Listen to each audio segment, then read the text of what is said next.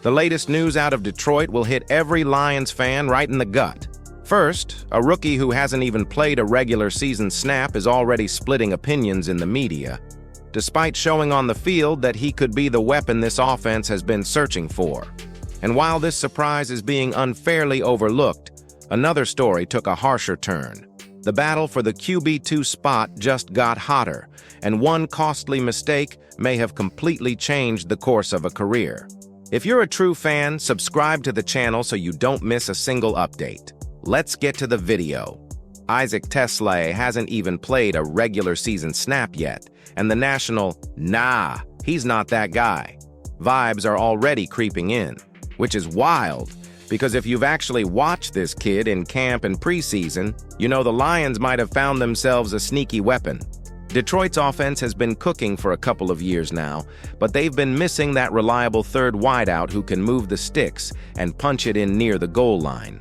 Enter Tesslay. In the Hall of Fame game, on a night where the Lions mostly stunk up the joint, he still turned heads with 2 grabs for 46 yards and route running that looked like it belonged in a veteran highlight reel. Then, week 2 against Atlanta, he finally found the end zone. Beautiful fade from Kyle Allen, corner of the end zone, defender cooked. It was clean. Now you'd think this kind of showing would at least land him on Bleacher Report's most obvious draft steals list, especially since they literally define the list as guys taken in round 3 or later who've been buzzing in camp and preseason. That's Tesla's resume word for word. But nope. Writer Christopher Knox named 4 other rookie receivers, and Tesslay didn't even get an honorable mention. Cold. The thing is, this kid's story is starting to feel a lot like Puka Nacua's. Remember him? 5th rounder, overlooked, then exploded for nearly 2,500 yards with the Rams in his rookie year. All-pro, pro bowler, went from who to how do we stop this guy in a couple months. Teslay's already drawing those comparisons from fantasy analysts online, and if he gets rolling in Detroit's offense, the media won't be able to pretend they didn't see it coming. Sure, the pick was clowned when Detroit made it, but right now it's looking like GM Brad Holmes might have pulled another Amon-Ra St. Brown-style heist. And knowing the Lions' culture under Dan Campbell, Teslay's probably taking this snub, pinning it to his locker, and letting it fuel him. Which means the rest of the league should probably start paying attention, before they find themselves on the wrong end of a Tesla highlight reel. And if you thought that first story was hot, the next one is even more impactful and just broke, involving a Dan Campbell decision that could change a player's future. Well, Dan Campbell pretty much came out and said what everyone was already whispering. Hendon Hooker's shot at the Lions' QB2 gig just took a serious hit. Going into that Falcons game, the plan was simple.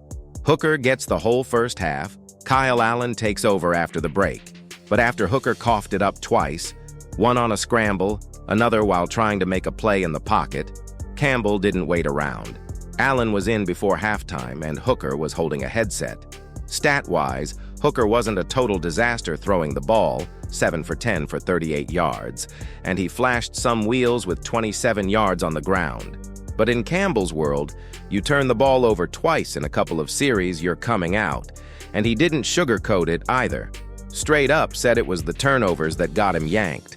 Campbell even tossed in a little fundamentals lecture. If you're gonna run, tuck it away. If you're stepping up in the pocket, 2 hands on the ball. And just to twist the knife a bit, Campbell gushed about Allen's performance. Called him outstanding. Said he gave the team an immediate boost and made it clear he loved how the vet handled coming in earlier than expected. That's coach speak for, yeah, this guy's my QB2 right now. With only 2 preseason games left, Hooker's window to change that is basically cracked open by an inch. He'd need to light it up and hope Allen stumbles to flip this battle. Otherwise, QB2 in Detroit isn't happening, and Hooker might be hunting for a new team before week 1. Honestly, that could be the best thing for him. Sometimes a fresh start turns a stalled career into a comeback story. Tesslay deserves way more respect than he's getting, and Hooker needs to bounce back fast if he wants to stay in Detroit. As a fan, it's time to stay alert and subscribed so you don't miss anything that could change the team's course.